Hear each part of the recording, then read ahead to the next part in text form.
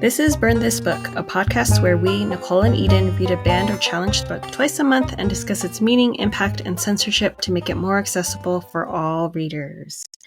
This week's book is the graphic novel Persepolis by Marjane Satrapi, which was published in 2003. This is a book about Marjane Satrapi's life growing up during the Islamic Revolution. It takes place from the 1970s until about 1999. And she lives in Iran and then ends up in exile and returns to Iran. And so you kind of follow the different cultural shifts and political shifts through her eyes. First responders, first impressions. Eden, what were your first thoughts? Tell me your journey. I loved it. I thought I had read the second book. Wait, have you read the two? So I read all four. All four. Well, so all four all four is like the French version. I don't know how it was published in America. Just the two? America is just the two. Okay. I bought the complete, but I think in my childhood, my teens, I'd only read the first one. I had only read the first one too, and I thought it was just one. So I actually bought the one and then realized, wait a second, there's no way that ends there. Because where does it end in the first one? It ends when she arrives in... Oh, no. When she gets sent off to France. And her dad is carrying her mother... Oh, you mean to Vienna. When she goes to Austria. Yes. Yeah. My bad. Austria. You're fine. I'm here. Okay. You're here. Yeah. Man, I was just a lot of... Yeah, my first impressions is that it was very good. I think it was... Sorry. It was rather good. I felt like I was looking at her life through her perspective as a child, not like as an adult looking back as a child. Like I felt like I was in a child's shoes going through this revolution with her, how she's perceiving how everyone's talking about it, as all the adults in her life talking about it, and her just like spewing out the same things that she's hearing in her day-to-day life. Yeah. And then as we went into book 2, me as like a parent, I felt very like worried for her throughout the whole second book. Which makes sense because she's off on her own at like, was she 14 or 16? She was 14 when she moved to Vienna. She was 14 when she moved. So yeah, so she was like super young. Well, I'm sure 14-year-olds don't think that. But in my eyes, she was super young. She didn't have like the luxuries that we have today of just a FaceTime, texting, whatever. No. Essentially, she found it easier to say that she was an orphan at one point. Because like she did not have anyone looking after her. Some of the adults in her life in the second book in Vienna, I'm just like, why? Get your crap together so that this girl can live with you, you know? Yeah. Instead of like kicking her out, going to the nunnery. Yeah. And then from there getting kicked out of the nunnery because someone didn't like her eating. Well, she said some rude things to her, but it was in... But the nun had originally chewed her out because she didn't want her eating spaghetti in the TV room. Yeah. And it's just like such a little thing. It just doesn't... Yeah. I'm just like, okay, like where is everyone's compassion here? Yeah. I also learned a lot. Wait, real quick. Can I make a comment on what you just said? I feel like what you brought up, because this book is really rich in that it gives a good understanding of Iran and what was happening throughout things from her perspective.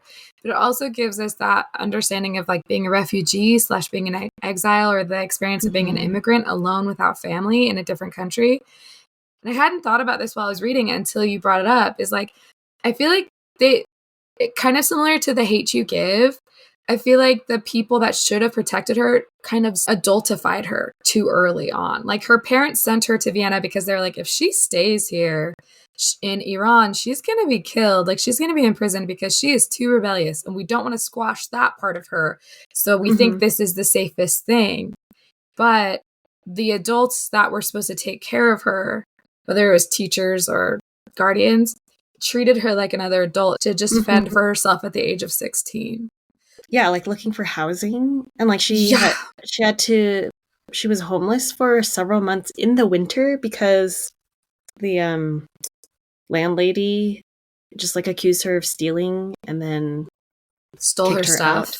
Along with that, not only adults in this book, but also the kids too. And like she does it herself, as where like someone has more oomph to their story if they've experienced war or something. Like you even saw that as like when she was younger, she wanted to have a family member who was imprisoned or died, and just like, oh yeah, my uncle was imprisoned, and we're so the bigger rebels / patriots / like complicated relationship with our country, but like where I think our country does, like people in our country do that with 9/11, but in Colorado we do that with Columbine all the time. I feel like people are like, we were right there. There's like a certain amount of clout that comes from being on the front lines of collective trauma, to be able to say like, I deserve to have more trauma than the other people. Yeah. And like interesting that we learned that so young too. Like yeah. It's so weird. What part of like our ego needs that? It's so weird. I don't know. And how we feed that too. Yeah. And it's how it's validated. It's like very much rewarded. Yeah, it definitely is. Yeah, maybe it's just attention seeking. It might be, yeah. But our tools are just traumatic, so we just hold on to those. Good times. What else did you learn before I cut you off earlier? Oh, just the whole Iranian Revolution, Islamic Revolution, and just the whole history behind it all, and Iraq and Saddam Hussein. Yeah. Israel and Palestine was also referenced in here as well. And what I thought was really interesting was at the end of the series, was it Iraq bombed Kuwait? Yeah. And then they noticed on the BBC News of just like, oh, the rest of the world is freaking out. That's now funny. They care. Now they care, and they just like start to laugh in kind of their trauma after being bombed for so many years daily. Yeah. They're just like, this doesn't even affect them. Why are they buying out their toilet paper? Yeah. And yeah, I thought that was like an interesting perspective as like a Westerner,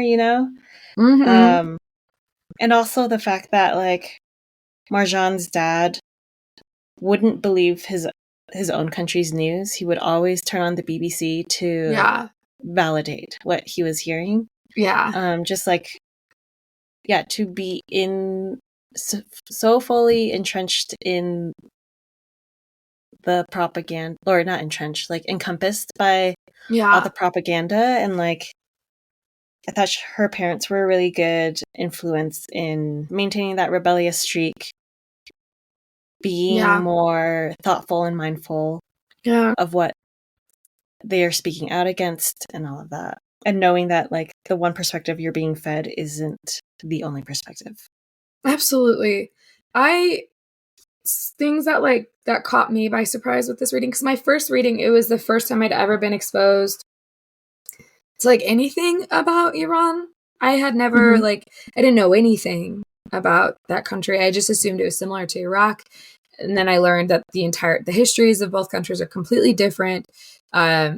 There's tradition of massive disagreements between the different sects of Islam in both countries, hence a lot of issues. And I just didn't know any of that. And so that first time I feel like I was like washed over with like, oh, this revolution was recent. The Islamic takeover was recent. The theocracy is a recent shift in Iran. And then, but this reading, I was captured by like two things.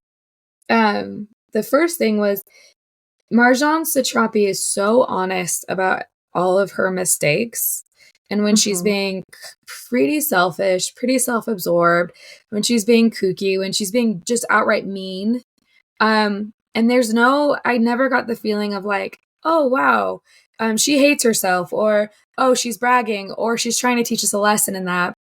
And she was just telling what happened.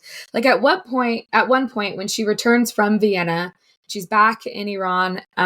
She's dating someone and she's wearing lipstick out in public with her veil.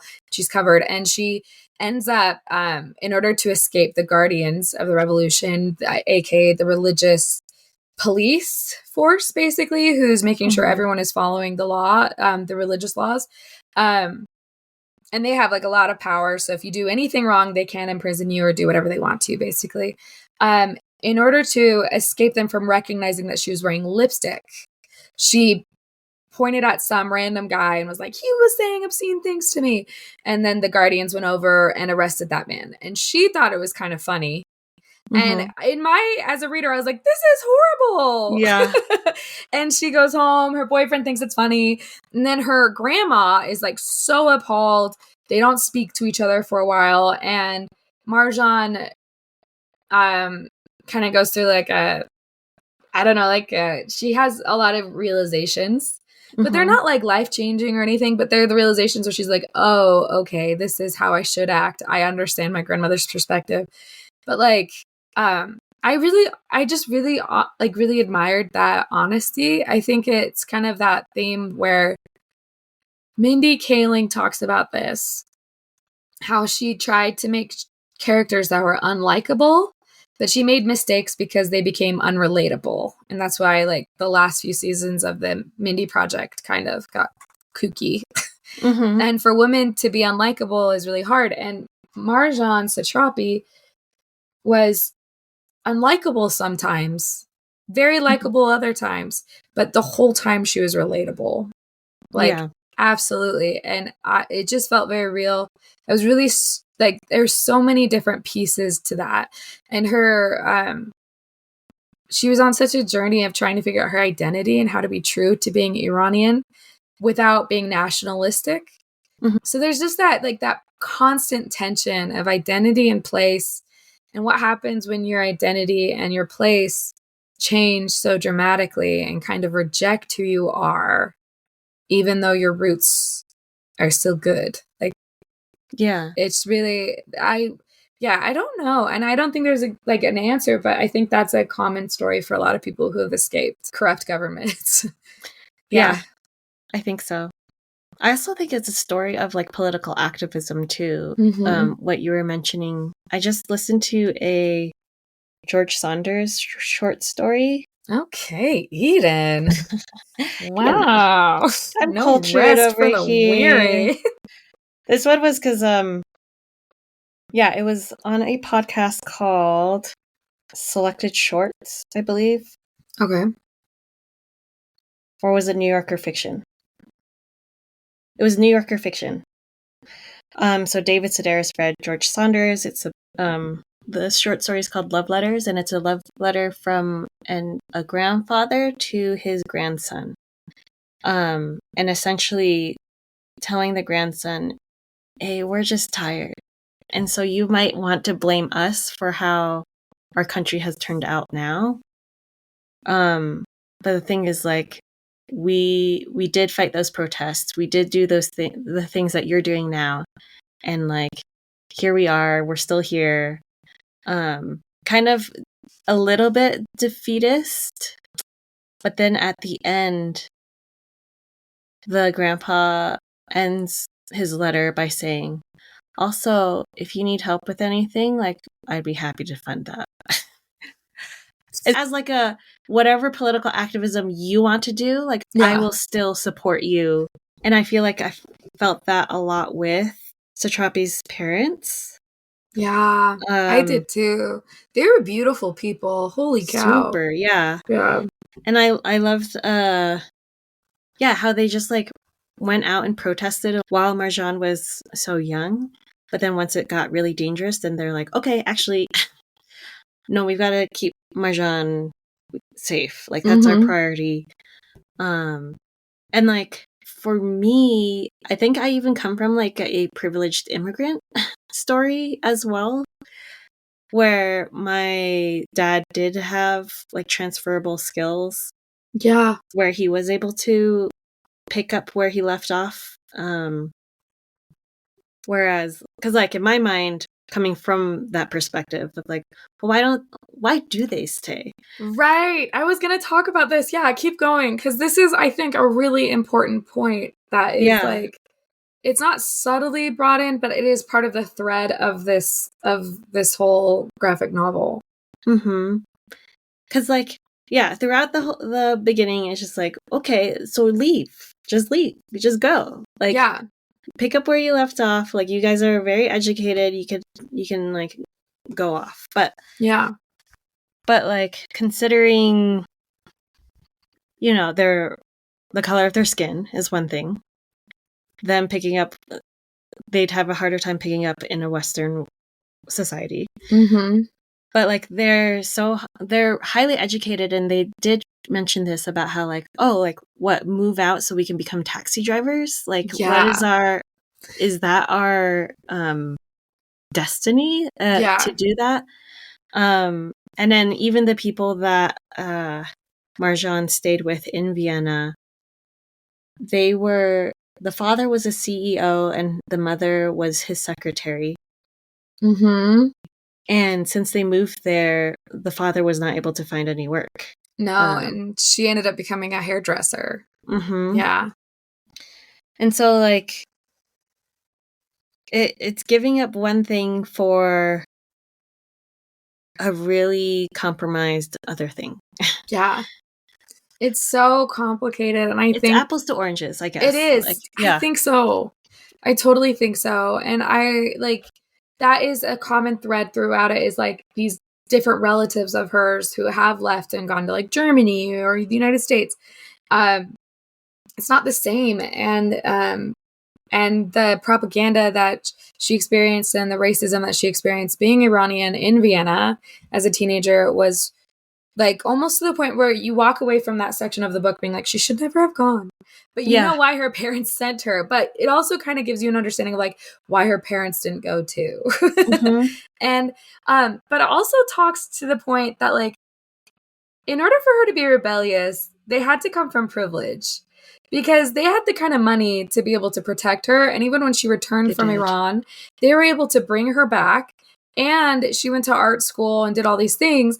And every time she would break a small law or something, they'd be imprisoned and they'd have to pay like a full month's allowance to the guardians of the revolution. And so she went to prison like a lot as a student.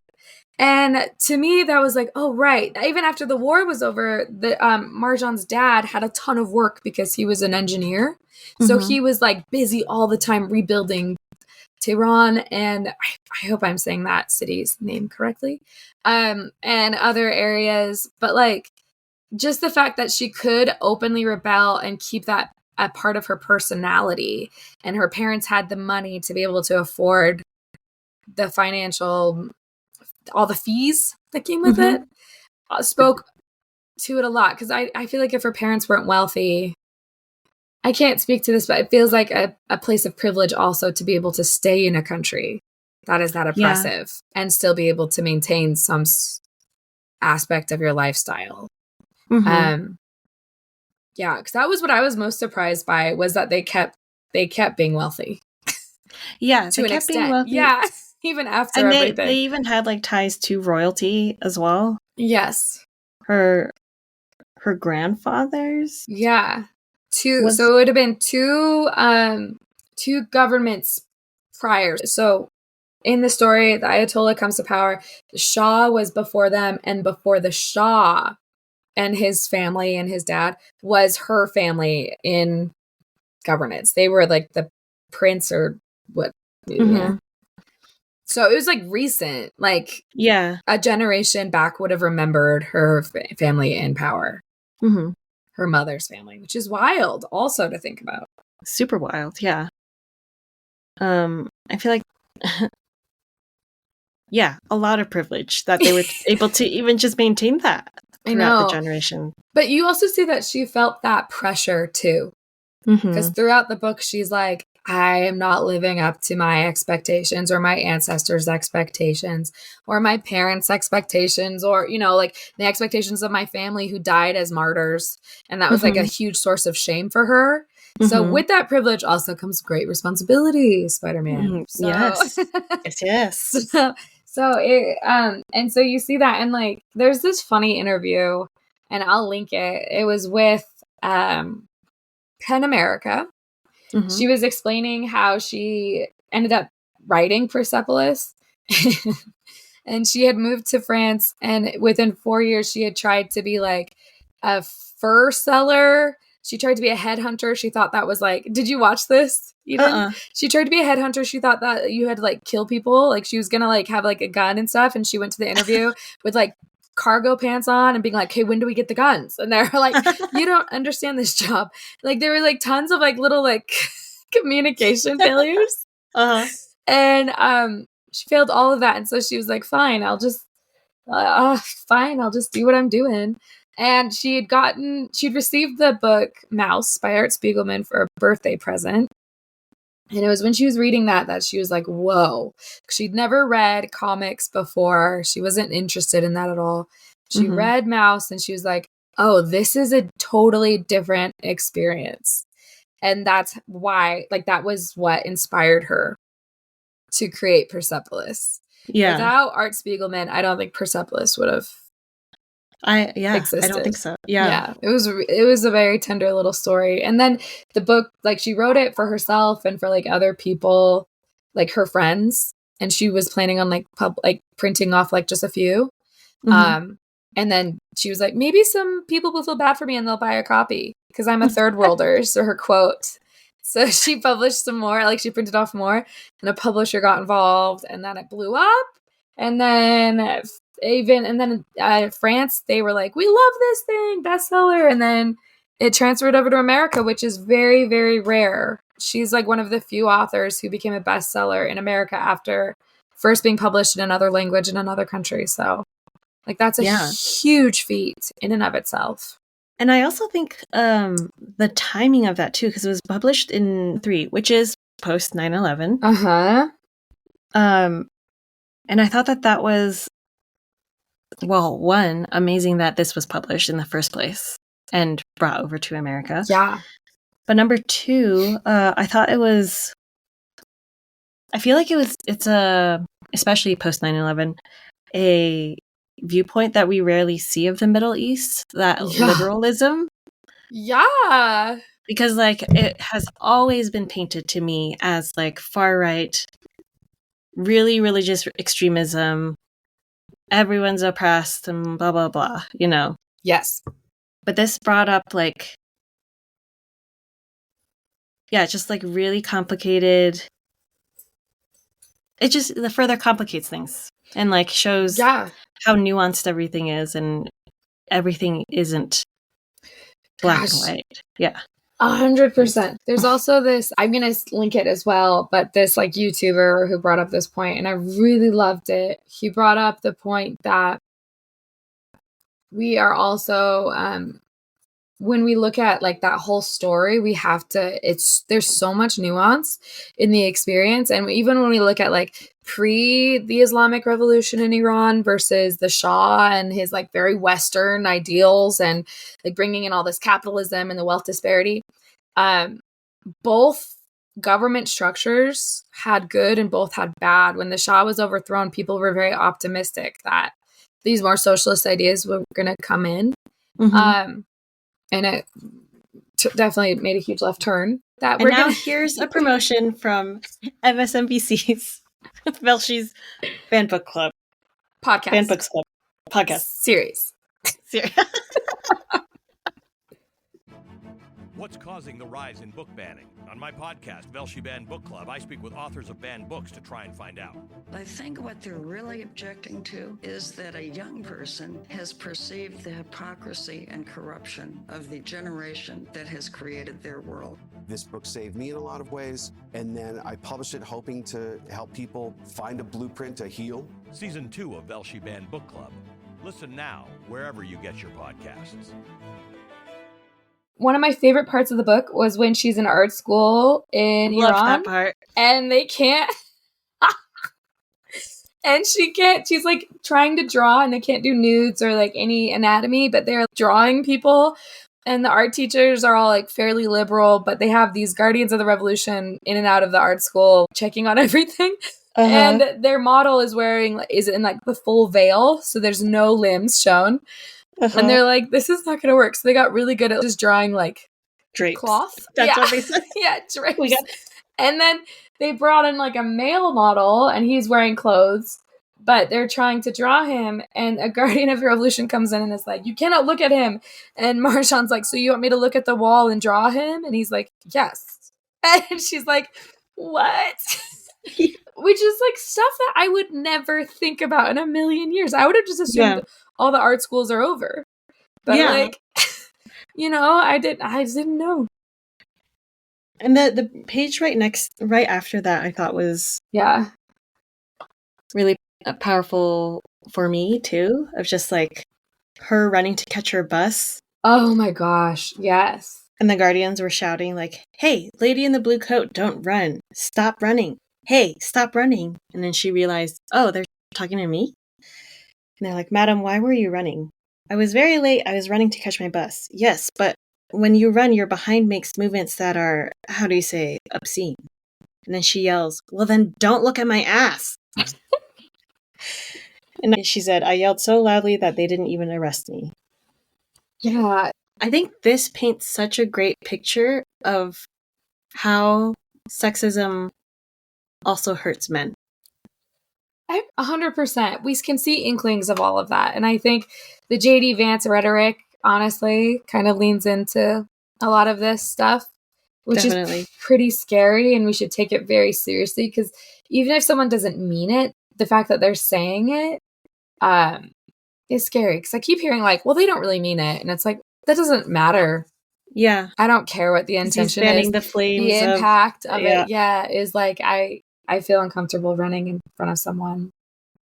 Like I feel like the obviously extreme examples here helps to like highlight the more subtle ones in our community. Yes. Okay, if you don't like it, then don't check out the book from the library. Yeah. Like, Oh, interesting if you drew a line there. Yeah. If you don't like it, like, if you don't feel comfortable with it, then then don't go to that movie or just don't be involved in that. But yeah, okay, one more lesson that I loved. It's on it's in the first book, the first half of the first book. And it is right at the time that the Islamic Revolution has happened and they're freeing all of the socialist, liberal scholars and academics from prison and activists from prison that the Shah had in prison. And there's this kid at Marjane's school, they're in grade school, whose father apparently killed communists. It's super sad, but Marjane gets like really violent. She and her friends are like, we're gonna go beat him up. It's like pretty scary. Her mom finds out and her mom's like, what? That is so wrong. You can't do that. You have to forgive. And she says this line of, it's not his fault that his dad did those things. It's not for you and me to do justice. I'd even say we have to learn to forgive. And so Marjane goes up to the kid and she's like, your father's a murderer, but it's not your fault, so I forgive you. The kid responds, he's not a murderer. He killed communists and communists are evil. And so she comes home and she's like, Mom, I spoke to Raman. He says his father did the right thing in killing communists. And she's like, can't I just beat him up? Basically. And the mom's like, oh, he repeats what they tell him. He will understand later. And the chapter ends with Marjane looking in the mirror and saying, you have to forgive. You have to forgive, and pointing to herself. And I think like there's like that really beautiful piece of like, you have to separate the Iranian from the whatever current Iranian government's happening. We have to separate the American from the American government. And and figure out how to look at the humanity. And I think that's what this book also achieved. Marjane gave us the gift of presenting us with like really tangible humanity within the Islamic revolution of Iran. Definitely. Yeah, I feel like she painted really real people. Yeah. The only person she probably like caricaturized, but also this is me without the full context, is the Shah, probably. Yeah, well, a lot of the politics were definitely in the background. Like until it impacted her ability to buy jeans, you know, or to wear the kind of makeup she wanted, she didn't really talk about it as much unless it impacted day-to-day things. Like this isn't a book to give you the history lesson. It's just to give you the perspective of a person experiencing history, you know? Definitely. I also like the part that you posted about on Instagram. Yeah. That was actually right after the Guardian stopped her for running. Yeah. And let me just read this part out. Yes, please do. The regime had understood that one person leaving her house while asking herself, "Are my trousers long enough? Is my veil in place? Can my makeup be seen? Are they going to whip me?" no longer asks herself, "Where is my freedom of thought? Where is my freedom of speech? What's going on in the political prisons? My life, is it livable?" Yeah.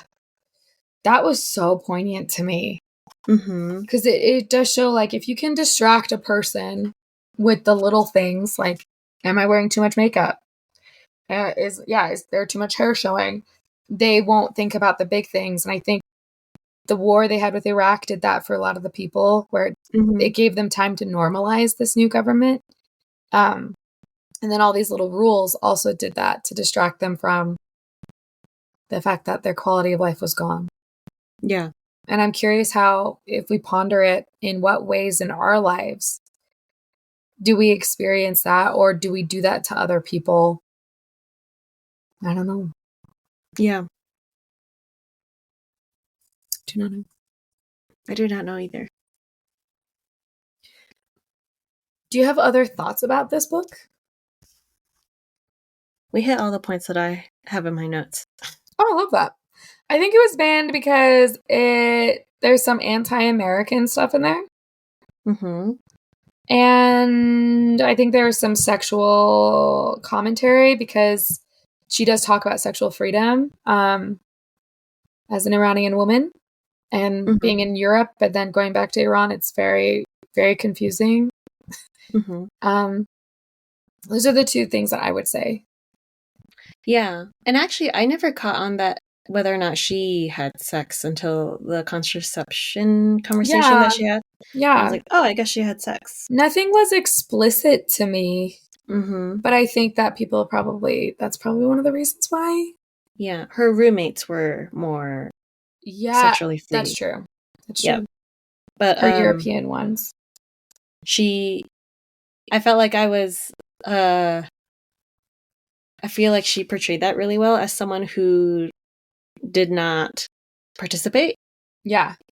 Of just like her like sitting on the couch and like lying awake all night and just like, oh my gosh, what is happening? I hate this so much. Yeah, my guess is communism. Yeah, probably. Yeah. Smoking, violence, and then I actually wrote down Islam too because I feel like No, I agree with you. There's a lot of anti-Islam stuff going around. So yeah, let's look this up. Why was this banned? So the depiction of torture. Okay. Graphic language and images. Wow, that's really fascinating. Sex, political content, offensive to Iran and Islam. Oh, okay. So this was banned in Lebanon. Okay. That makes sense. She does say some things about Lebanon later on. The scenes of torture. I am actually surprised. Chicago Public Schools in 2013 ordered copies of Persepolis to be removed from 7th grade classrooms. After the public school's CEO I don't love that. That doesn't feel like, do they mean superintendent? Yeah, do they? They determine that the book contains graphic language and images that are not appropriate for general use. General use. Yeah. I'm just like, What is this language? This is a bizarre, like, press release. It is. Yeah, coarse language and scenes of torture. Just like, I'm trying to remember the language. 7th grade does feel like a weird age to teach this. I would have thought you would teach this in high school. I could see this in 7th grade. I could see the first book in 7th grade. First book, yeah. Yeah, that makes a lot of sense to me. Because I think, like, one of the articles that I read, it was being taught in middle schools. Yeah, the first book makes a lot of sense, actually. Yeah. Yeah, because it does come from, like, a younger perspective. Yeah, I think that makes sense. And it just says that a study was done showing that Persepolis had greatly impacted the thinking skills of middle school students who were, what's ELA? Who are taught it in their ELA classroom. English language arts. Okay. So English class. Yeah. I'm bumping into a lot of weird phrasing right now. CEO of the public schools. General use. Okay. ELA. Cool. Yeah, we feel good. Okay, they voice concerns about the newly introduced Islamic literature available to children. So I think, like, also banned because the author is from the Middle East. Right, yeah, she's Persian. Therefore... Whoa, describe Persepolis. Tara Schultz.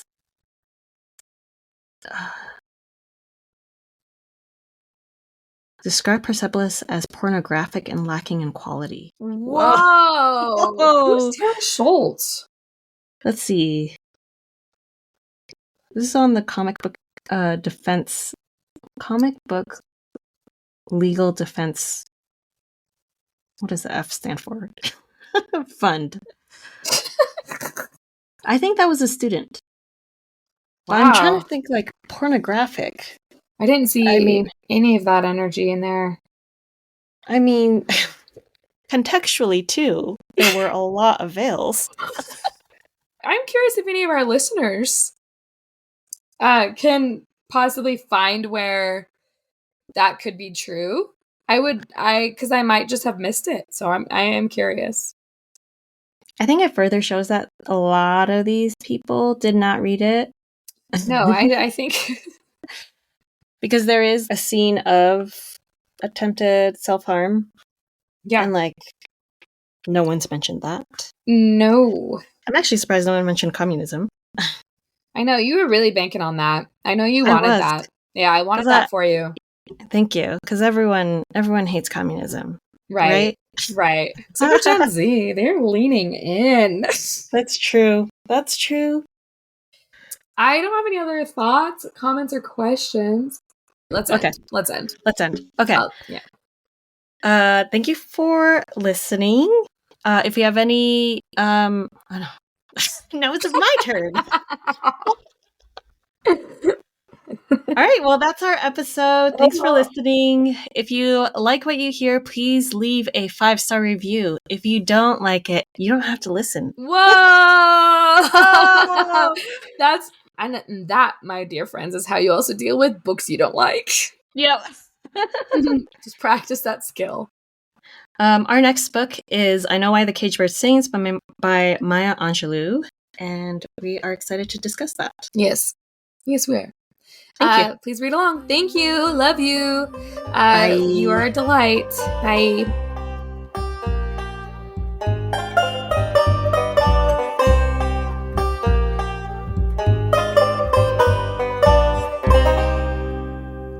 Burn This Book is produced by us, Nicola Corin and Eden Wen.